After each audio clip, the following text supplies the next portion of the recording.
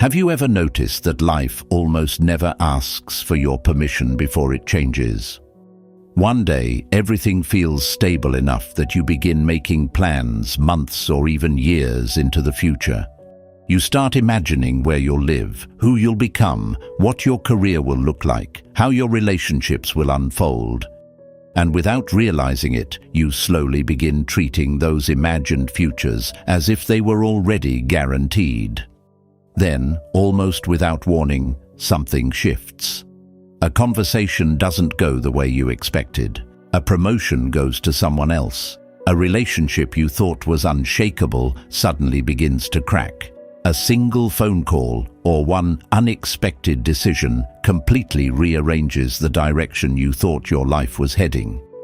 What's fascinating isn't that these moments happen because they happen to everyone. What's fascinating is how quickly they expose the invisible agreement we've made with ourselves, the belief that life is supposed to follow our plans. Most people don't realize that the pain they feel in moments like these isn't caused entirely by what happened. A large part of it comes from watching the future they had already built inside their imagination disappear.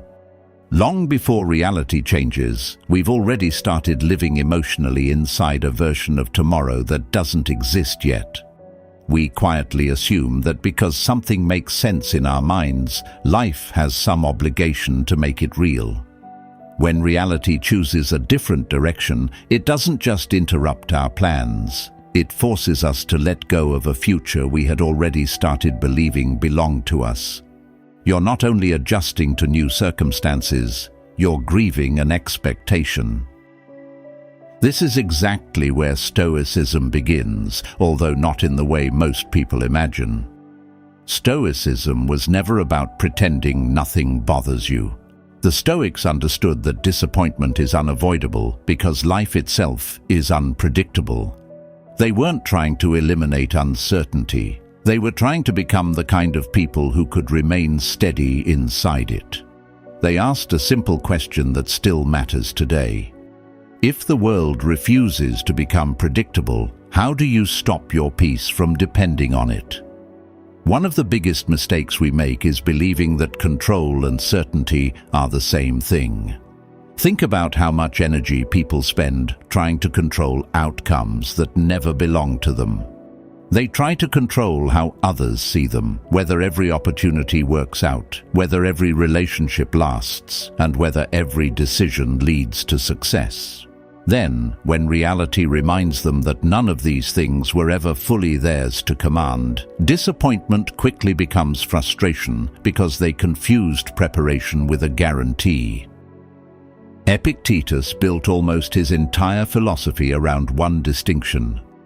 Some things belong to us, and some things never will.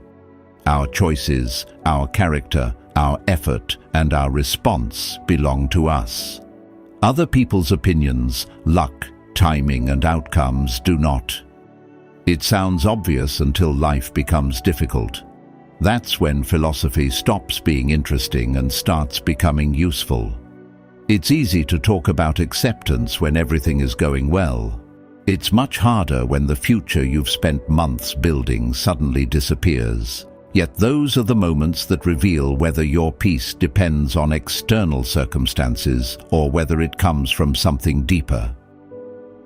Marcus Aurelius understood this better than most. Wars changed direction, disease spread across the empire, trusted people betrayed him, and carefully made plans collapsed for reasons completely outside his control. Despite holding extraordinary power, he constantly reminded himself that external events were never truly his possession. His responsibility wasn't to guarantee outcomes. It was to meet whatever arrived with wisdom rather than resentment. One approach demands that reality obey you. The other prepares you to face reality regardless of what it decides to become. There's another lesson hidden inside life's unexpected turns that most people overlook because they're too busy trying to escape them. Unexpected events don't simply interrupt your story. They reveal your character. Anyone can remain calm when life is cooperating. Patience is easy when nothing tests it. Optimism is easy when every plan succeeds. But remove certainty and comfort, and suddenly something much more important appears. You begin discovering who you actually are beneath the plans you built around yourself. Think about the people you admire most. Their lives probably weren't defined by how smoothly everything unfolded. More often than not, what makes their stories memorable is the way they responded after something went wrong. Failure became a new direction. Rejection forced them to grow. Loss reshaped their priorities. The obstacle wasn't simply an interruption. It became the reason they eventually became someone different. Stoicism doesn't ask you to pretend painful experiences are enjoyable. It simply reminds you that your story doesn't end the moment your plans do. There's an interesting difference between people who recover quickly from life's changes and people who remain trapped by them. The difference usually isn't talent or circumstances, it's flexibility. Some people cling so tightly to one imagined future that when it disappears, they feel as though they've lost themselves. Others grieve what happened, adjust their direction, and begin building again. They understand something profoundly important. Life isn't asking whether your original plan succeeded. It's asking whether you're willing to keep moving after it didn't.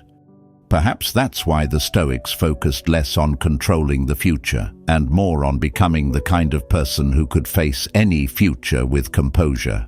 They understood that no amount of planning could remove uncertainty from life, but character could remove much of the fear surrounding it.